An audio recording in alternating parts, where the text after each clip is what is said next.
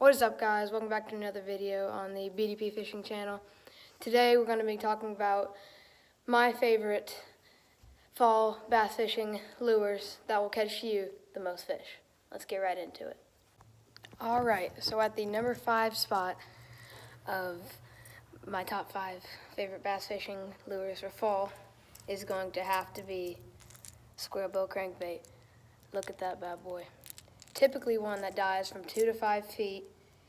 The pond behind my house has typically bluegill in it, but if you're fishing lakes with shad, shiners, anything of that sort, follow the colors of the bait fish. So as you can see, this is a bluegill color. This is a Crush by 6th Sense. All the links to the tackle will be in the description. So if you want to find all these lures that are in my video, go check out the description. Alright, so my number 4 bait is also going to be in a bluegill color, is walking bait. I like a smaller walking bait. For me, it catches me just as many big fish as what a bigger one would. So this is in bluegill color.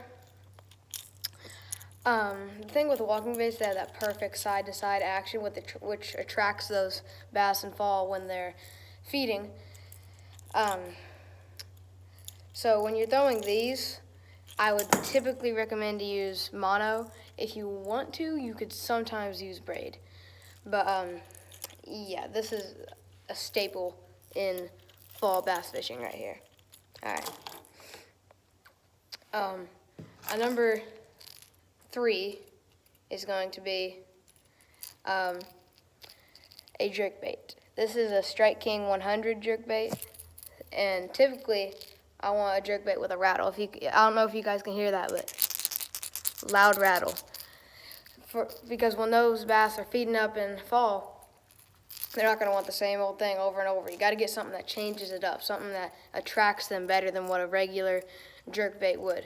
And with this, if you can see the bottom there, a lot of flash, which is perfect for fall.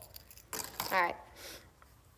So ongoing, my next favorite bait is going to be a finesse jig. Finesse jig, right here. This is a Rage Craw on the back. Either any type of jig really, but my favorite is a finesse jig and a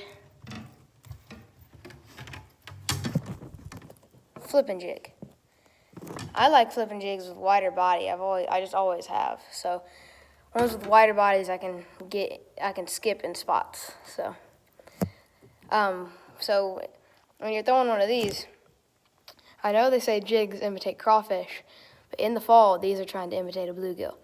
So you really want to have, usually you're hopping it. So you're going, so this bait will sit like this, you hop it. That's what gets the best action out of it. That's just my personal opinion. But to keep going in this list, my number, I forgot what number I'm on, but it's going to have to be spinnerbait, baby. This is Double Colorado. I think this is called a Little Dipper. I think a Strike King Little Dipper. And the trailer is a Bullets and Baits Co. You can find them on Instagram. But as I was saying, this is imitating a shad because I just recently had a tournament yesterday where the lake had shad in it. And we killed on this. Caught 2 2-pounders and a couple 1.5s. So if that doesn't prove, throw a spinnerbait, please. It will catch you so many fish. All right, to keep going on this list, another bait that I love throwing in fall is gonna have to be, let me get him, popper.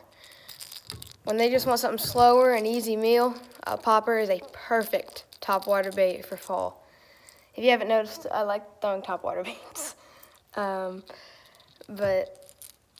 a popper, one with there's different styles of mouth. So the deeper the mouth goes, the more water it's going to throw. So this one, as you can see, doesn't have an insanely deep. So it's more of the movement that attracts the fish with this one. All right. And my last, but certainly not least, is going to have to be Whopper Plopper. Actually, no, it's not my last. Whopper Plopper. This bait, this is a black with a little orange on the top here. When you're throwing this in the morning, it's just annoying the heck out of those fish. And in fall, as you know, they're super aggressive. So they're going to crush this whenever and however they can. But back to that crankbait I was talking about, that crush. I forgot to mention that get one with a rattle. Like I was saying, always have a rattle. This one's a little more subtle. Perfect for fall bass fishing. All right. Another one of my favorites is, I'll grab two out of here because there's two that you could possibly want to throw.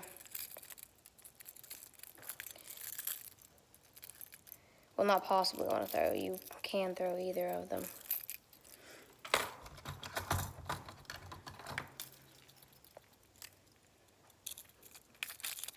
All right. Walking baits. Walking baits are going to have to be, not walking bait, glide baits. They have to be in my top 5 favorite baits to throw. You don't catch a ton of fish on them, but when you do catch fish on them, they are big ones. This one I like. It's on the cheaper side because it's a Bass Pro brand. It's an XBS glide bait. And then this one, it's not on the expensive side, I'd say, but it's a good budget one. This is a River to Sea S-Waver 120 size. When these things are gliding through the water, they have such an attractant power because of the size and because of the way it moves in the water. Since this is a slow sinking, stays close to the top of the water, that you throw it in shallow water. No, you can throw it in shallow water. You can throw it in all depths. It attracts the fish from deep water so well. They see this. So this is a fish. They're below it, and they see the thing going back, forth, and it attracts them so amazingly well. I can't even describe it to you how amazing it is. But there's one more bait in particular that I love to throw in October mainly, but in fall, is a brightly colored lipless crankbait. It sets it away from the rest and changes it up for those bass. Like I said, again, listen, rattle. I will mention that so many times. Rattle, rattle, rattle. It's such a game changer in the fishing industry. All right, and last, for real last this time, but certainly not least, is going to have to be wherever it is, a frog. A frog, without a doubt in my mind. Frog. This is perfect for throwing in and around weeds, even though this is perfect for early fall, because when they're leaving, they're trying to find any cover left. They're looking for docks, hard cover, wood, so you can get this back in that and throw it in the remaining lily pads, any cover left. This is perfect to throw. So I get a frog with a very hollow inside because it squeezes real well, because you're not going to be throwing it in the most thick of stuff in fall. So that's what I like to do. And even if you don't have that, you can always get pliers and take those hooks and bend it out. Pull it out. Makes it a little less weedless, but gives it a better hookup ratio. So, all right, guys. That's going to conclude this video. And I'll see you guys in the next video. Keep fishing.